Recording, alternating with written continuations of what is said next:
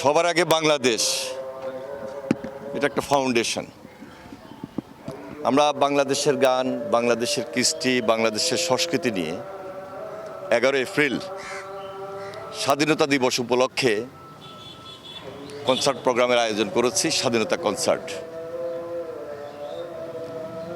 এই প্রোগ্রামটি এই মুহূর্তে এই কারণে জাতির কাছে অত্যন্ত গুরুত্বপূর্ণ যে সম্পূর্ণভাবে বাংলাদেশের কালচারটাকে নিয়ে আমরা এই প্রজন্মের সামনে আমরা হাজির হচ্ছি। সঙ্গে সঙ্গে বাংলাদেশের মানুষ যারা বয়োবৃদ্ধ আছেন, বিশিষ্ট লোকজন আছেন, বিভিন্ন শ্রেণীভেদে সবাই এখানে অংশগ্রহণ করবেন। এই পরিবেশটা আমরা এমনভাবে ধরে রাখতে চাই যেন একটা সুন্দর বাংলাদেশ আমরা নিয়ে আসতে পারি।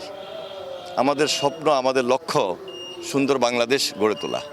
এই মুহূর্তে আমরা দেশের 4টি বড় বিভাগ যেটি ছিল, সেই বড় বিভাগ খুলনা, রাজশাহী বলতে বগুড়া, ঢাকা এবং চট্টগ্রামে 4টি কনসার্ট প্রোগ্রাম অনুষ্ঠিত হবে একই দিনে।